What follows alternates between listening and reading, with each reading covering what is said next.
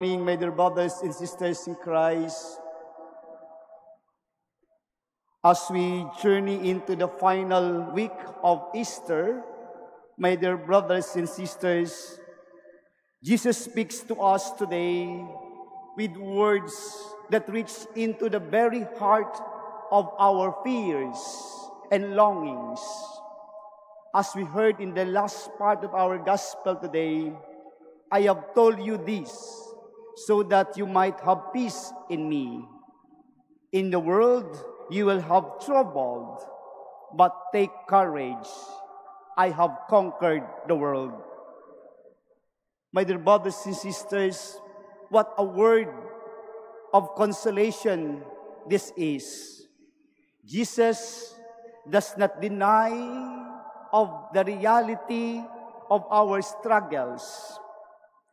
He does not pretend that life will be easy or without sorrow or pain.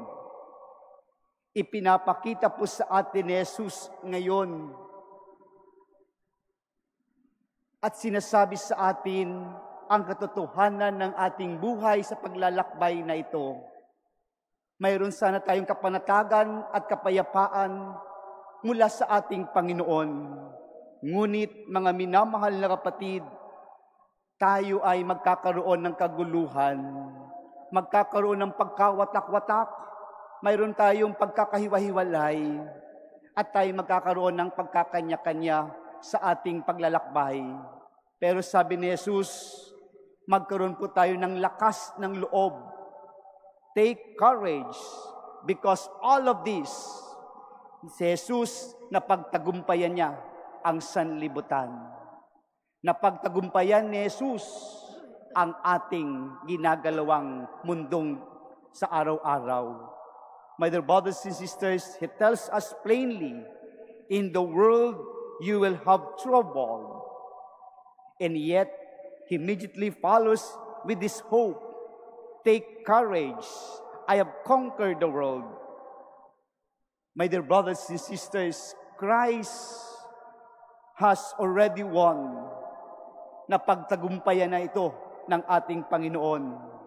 Salvation is not only a future promise to us, it is present reality.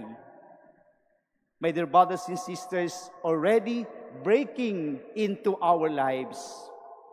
The victory of Christ on the cross, sealed in the resurrection, is already at work in us. And this is our life. This is our hope. No failures is final.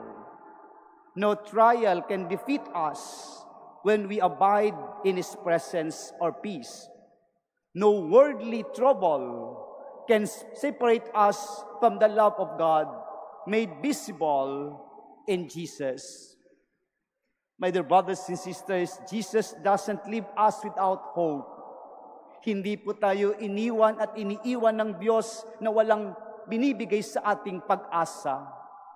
His words encourages us to face challenges. Ang Kanyang ibinibitawan para sa atin, huwag tayong magtago, huwag tayong panghinaan, harapin natin ang mga ito, both in our lives and in the life of the church, with courage and trust, knowing that through His death and resurrection, Jesus has already won the victory over all that stands against the gospel. In this confidence that we have, my dear brothers and sisters, we press on. Though hostility and setbacks may come, they do not have a final word. Christ, the risen one, continues to draw forth life from death, hope from despair, victory from apparent defeat. The promise of the kingdom remains sure. Ang pangako ng ating Panginoon ay nananatiling nandyan palagi at sigurado patungo sa Kanyang kaharian. And the Lord, my dear brothers and sisters, ever faithful, will continue to accomplish redemptive work in us through us and in spite of us, until God's reign is fully revealed to us. So yes, my dear brothers and sisters, in this world, we will have trouble. Hindi po dapat natin yan katakutan. In this world, we will have troubles. We will face sorrow, confusion, and wounds sometimes. But Christ has conquered the world. Napagtagumpayan ni Jesus ang sanlibutan.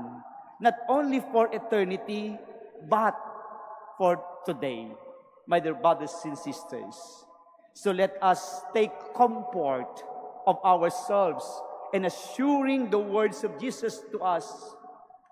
No matter what we face, Jesus is always with us, always on our side.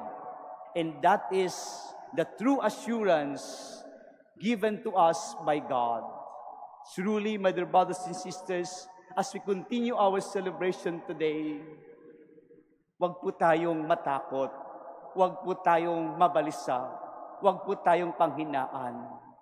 God already conquered the world. Napagtagumpayan ni Jesus ang ating ginagalawang mundo araw-araw. Makibahagi tayo sa kanyang tagumpay. Amen.